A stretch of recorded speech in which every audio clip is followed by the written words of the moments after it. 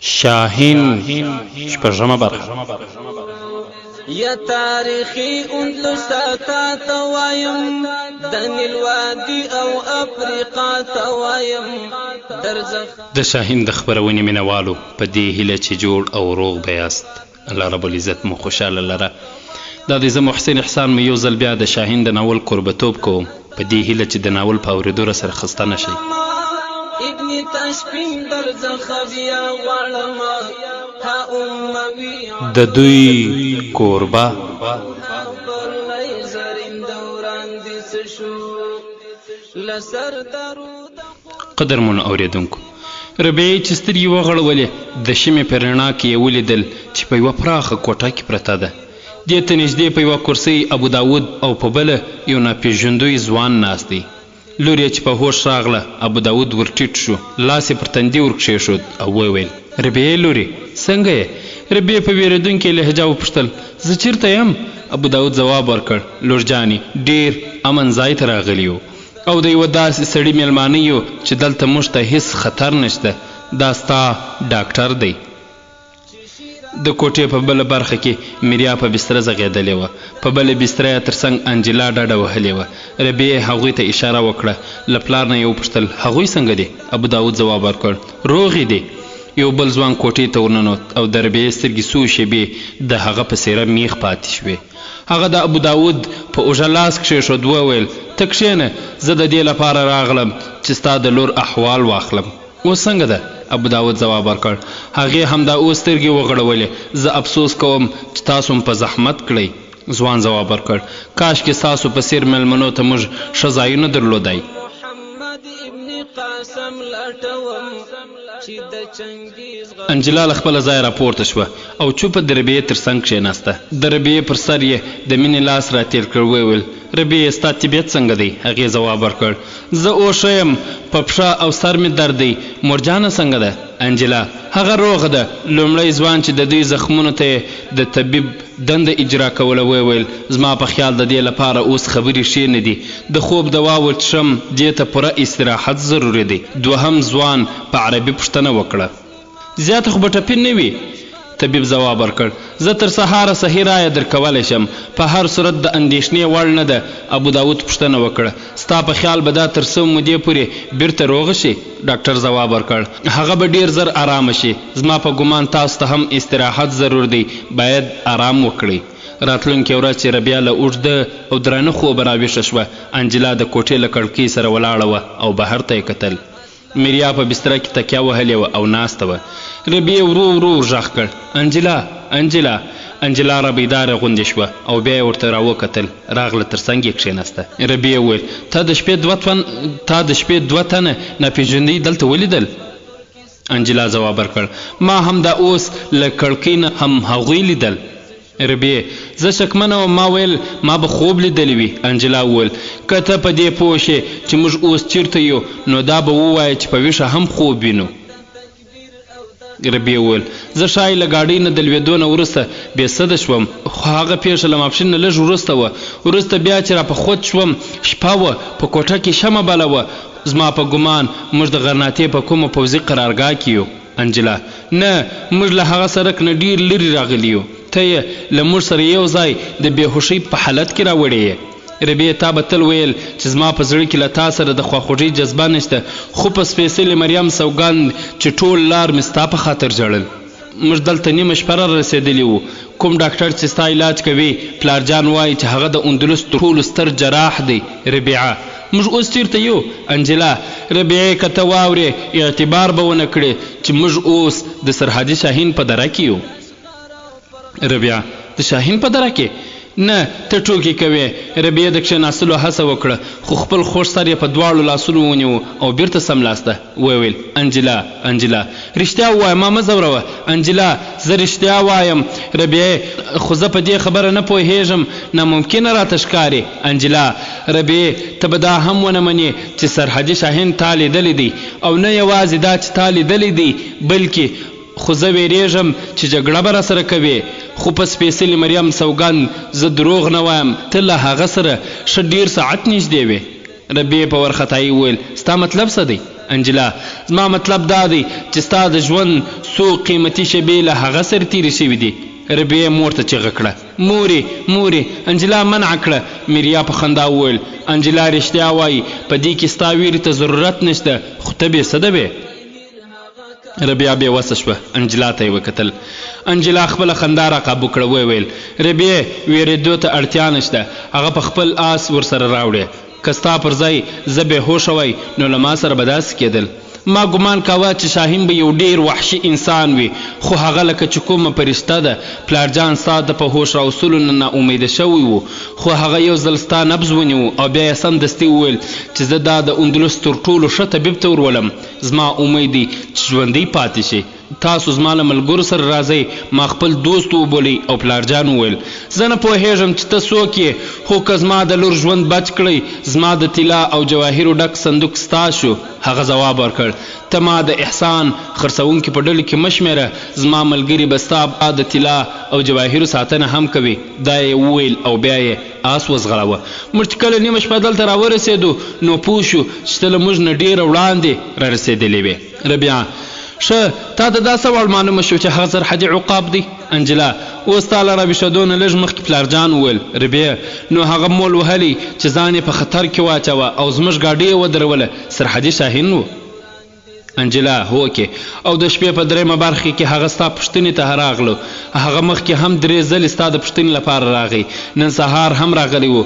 د پوځي جامونه یې داسې ښکارېده چې په څه مهم پسې روانېږي. پلارجان ته مې هم وویل چې ښایي تر ماښام پورې رانه شي او ستا ډاکټر ټوله شپه په دې کرسۍ ویښ ناست و. کله چې زه راویښه شوم هغه ستا نبض کوت. ربیعې وپوښتل پلارجان چېرته دی؟ انجلا ځواب ورکړ هغه په بله کوټه کې له طبیب سره د کوچوان لیدو ته ورغلی. هغه بیچاره ډېر زخمی شوی دی.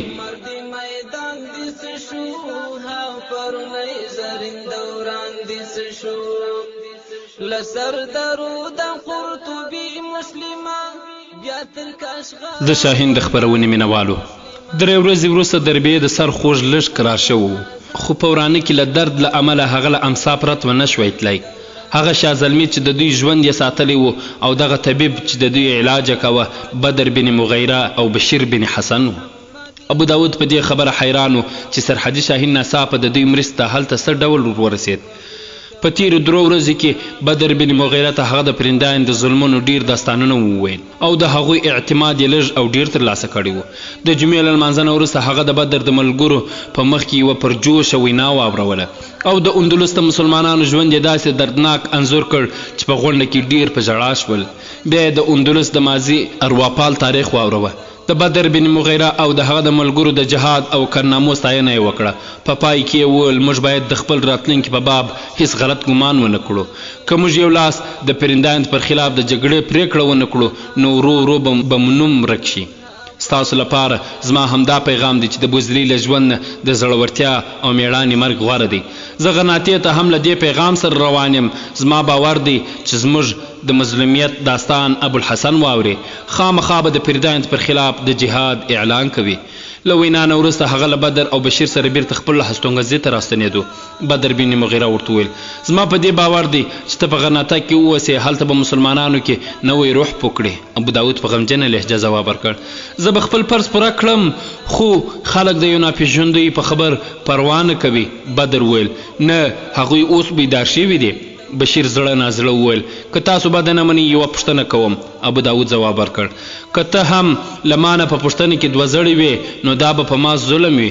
بشیر وویل خدای جل جلاله ته د دین په علم پوره پوه کړی یې دومره د نیک عمل خاوند یې چې د شپې تهجد ته هم پاڅېږې او ستا په ژبه کې جادو دی. خو زه په دې خبره حیران یم چې تاسو ابو داود یې خبره وربشپړه کړه چې ته په دې حیران یې چې پر دې ټولو برسېره زما میرمن او لور په عیسوي مذهب باندې ټینګار کوي.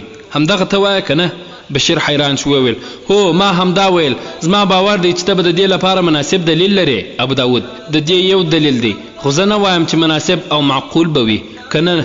د دې په اړه ستاسو غازیانو فتوا ډیره ښه ده. دا زما 2مه میرمن ده. لومړۍ میرمن مې یوه مسلمانه وه او د هغې لور هم مسلمانه ده خو زما دغه میرمن د مرسیې له یوې عیسوي کورنۍ نه ده او له دې سره تر واده وړاندې زه په دې هم پوهېدم چې زه به د عیسویانو په منځ کې دا مسلمانه نه کړی شم. خو ما د دې سره واده د دې لپاره وکړ چې د عیسویانو په منځ کې د یوه آزاد خیاله مسلمان په نوم وپېژندل شم. ما د خپل قوم ذلت او محکومیت نشو زغملی. ما دوی د یوه انقلاب لپاره تیارول غوښتل. ما خپل عیسوي میرمن د ځال لپاره ډال کړه. تر اوسه پورې ما خپل هدفونه دې ته نه دي ښکاره کړي. دې هم زه د اندلس د هغو زرګونو مسلمانانو نه بیل نه یم بللی چې دین ته یې شا کړه او له مذهب نه لرې شول، بلکې خپلو هم مذهبو ته وایي چې موږ تر اسلام نه عیسویت ته زیات نږدې یو. له دې خبرو نه ما دا ګټه اخیستې چې په څو ښارونو کې مې د مسلمانانو انقلابي ډلې تیارې کړي دي. تاسو په دې حیران چې دا 10 کاله چې زه په قسطله کې وم له لویو عیسوي امیرانو سره مې کورنۍ اړیکې وې، خو دوی پر دې نه پوهېدل چې زه د دوی پر خلاف په کړو وړو بوخت یم. تاسو زما د کار په اړه د انتقاد حق لري، خو زما نیت خدای جل جلاله ته معلوم دی چې له دې ښځې سره زما د مخه مې داسې احساسوله چې د حکومت جاسوسان په هر وخت راپسې وو. خو له دې سره له واده نه وروسته زما ډېرې ستونزې کمې شوې دي. په تېرو 16 کلونو کې چې ما څه کړي دي د دې نتیجه به هغه وخت څرګنده شي چې ابوالحسن یا له ده نه وروسته کوم بل باچا د عیسویانو پر خلاف د جهاد اعلان وکړي. ته ښایي له هغه ځایه زما د تیښتې سبب وپوښتې. زه له هغه ځایه د دې لپاره نه یم راتښتېدلی چې حکومت زما په فعالیت خبر شوی. د دې لامل دا و چې د قسطله د شاهي کورنۍ یو ځوان زما له کشرۍ لور سره واده کول غوښتل. هغه زما میرمن دې کار ته تیاره کړه او زما د پخواني چلن له مخې زما ښځه پر دې باوري وه چې زه یې له یوې عیسوي ځوان سره د خپلې لور د واده مخالفت نه کوم. خو کله چې زه په دې خبر شوم تاسو زما د حالت اندازه لګولی شئ. له دې نه وړاندې ما تصمیم درلود چې هلته په خپله ذمهواري ترسره کوم، بیا به غرناطې ته ځم او خپل عیسوي میرمن او لور به مسلمانوم. اوس مې داسې احساسوله چې اوبه تر سر اوښتي. ما د دې رشتې نه مخالفت وکړ چې د پریداند حکم راغی. اوس ما ته یوه لاره پاتې وه چې باید هجرت وکړم، خو زه ویرېدم چې دوی پوه نه شي چې زه غرناطې ته ځم او هجرت کوم، نو ښایي زما میرمن په خپله خوښه راسره ولاړه نه شي او لور مې هم په زور رانه واخلي. بشیر پوښتنه وکړه، نو لور دې هم د شاهي کورنۍ له ځوان سره په واده خوښه نه وه؟ ابو داود: نه، د هغه ځوان یوه سترګه په جګړه کې ړنده شوې وه. بدر بن مغیره وپوښتل، نو تاسو تر دې ځایه څه ډول راغلی؟ ابو داود: ما له تدبیر نه کار واخیست او د دې واده مخالفت مې پرېښود. ما د یو دوست په لاس لیک ولیکه او د همهغه د یوه نوکر په لاس مې خپل کور ته واستوه. په لیک کې لیکل شوي وو چې د انجلا بابا د مرګ په تبه پروت دی او هغه د خپلې لور او لمسۍ له لیدلو نه وړاندې نه غواړي ومري. د داسې خبرونو په اورېدو ښځې په عام ډول د ډېر تفصیل پوښتنه نه کوي. په دې لیک کې د میراث د ویش یادونه هم وه، ځکه خو میرمن د میرسیې یوه اوږده سفر لپاره تیاره شوه. انجلا له دې واده نه کرکه کوله، ځکه خو سهار وختي ټول د سفر لپاره تیار شو. ربیعه ما مخکې خبره کړې وه، هغې هم ویل چې د خپلې ناسکه مور د پلار د خدمت لپاره دا هم تګ ته چمتو ده.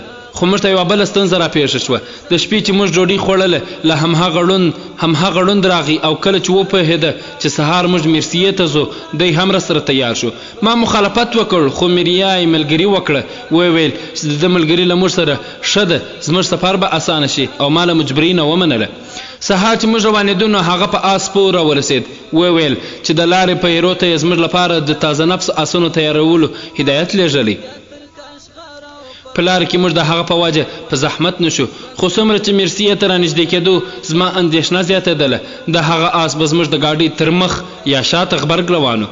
د ګاډۍ کوچوان زما پخوانی نوکر و. هغه زما په اراده پوه راته یې وویل له دې سړي نه له ځان خلاصولو پرته مغرناطې ته رسېدل ممکن نه دی، ځکه خو زه په یوه ترخه پرېکړه مجبور شوم.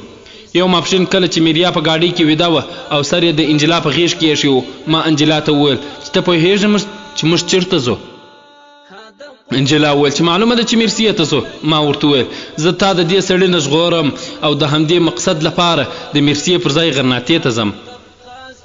هغې په اوښلونو سترګو راته وکتل. ځواب یې راکړ چې پلارجانه، زه له دې بلا سره د واده پر ځای مرګ غوره ګڼم. زه د دې نه د خلاصون لپاره هر ځای تلو ته تیار یم. ما ورته وویل چې له لږ وړاندې غرناطې او میرسیې سړکونه سره جلا کېږي، خو دا بدبخت د سیوري په څېر راپسې دی. که موږ لاره بدله کړو په راتلونکي پیره کې به م راوګرځوي. د ده نه د خلاصون یوازې یوه لاره دا ده چې انجلا لږ سوچ وکړ. ویل پلارجانه، هغه اوس په موږ پسې دی، ستا سره لینده شته او غشي ویشتل دې زده دي. ما ورته وویل زه ستا له مور نه ویرېږم. انجلا وویل مورجانه ویده ده، بیړه وکړه. ما د شا له کړکۍ نه ور وکتل، نږدې 50 متره لرې راپسې و او یوه بې حیا سندرې زمزمه کوله. ما کوچوان ته د ګاډۍ ورو کولو حکم وکړ او چې له هغه سره مو فاصله بالکل لږ پاتې شوه نو ما په غشي وویشت او ورسره سم مې کوچوان ته د ګاډۍ د ځغلولو حکم وکړ. هغه د غشي په لګېدو له آس نه لاندې راپرېوت، خو بیا هم ویرېدم چې که ژوندی پاتې شي په ټول اندلس کې به زموږ لټون پیل شي، ځکه خو په ډېره توندۍ خپل سفر ته دوام ورکړ.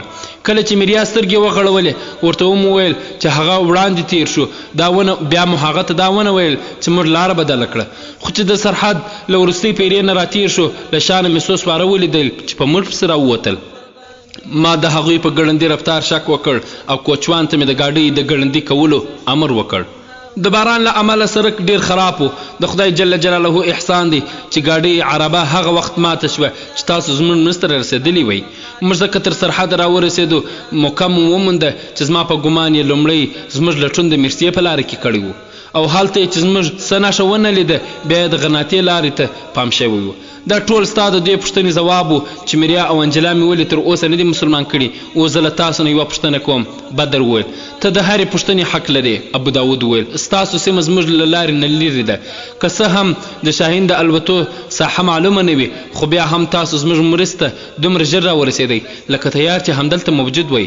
بدر بن مغیره وویل خبره دا ده چې له یوې مودې زموږ او د غرناطې حکومت ترمنځ اړیکې تر ډېره حده دوستانه دي.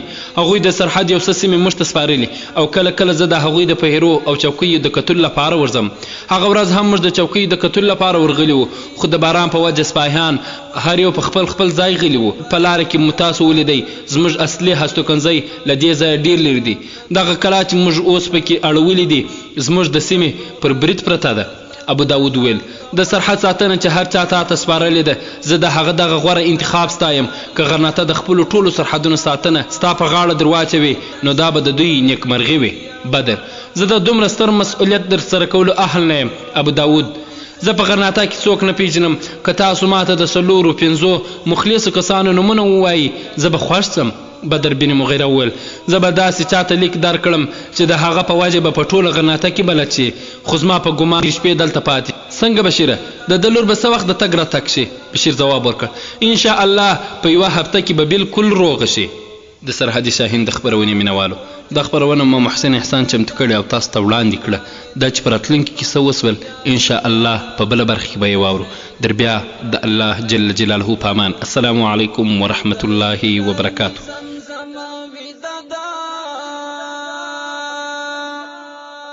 چې شیرا پورته د اقصا پوننګا د لا اله الا الله پوننګا ها ایوبی مرد میدان دس شو ها پرنی زرین دوران دس شو لسر درود قرطبی مسلمه بیا تر کاشغر او پرغانی مسلمه زوګ د تکبیر او د اذان دس شو ها پرنی زرین دوران دس شو لارو بر ټول عرب عجم لټوم محمد ابن قاسم لټوم چې د چنګیز غفونه وبریښول هغه جلال شیری خوارزم لټوم دستر امام مزل کړو لاندې کړ بغداد د عصر هلاکو لاندې کړ ها عباسی تخت سلطان دس شو ها فرنی زرین دوران دس شو لسر درود قرطبی مسلمه بیا تر کاشغر او پرغانی مسلمه زوګ د تکبیر او د اذان دس شو ها فرنی زرین دوران دس شو منګه شیشان منګ ارمان یا هیرکړه منګه ترمیز منګ بخارا هیرکړه ما ورن نهر د پرون کی سشوا منګ د اسلاف آرامګاه هیرکړه هذا قرآن قرآن اولل وطن د قتيبه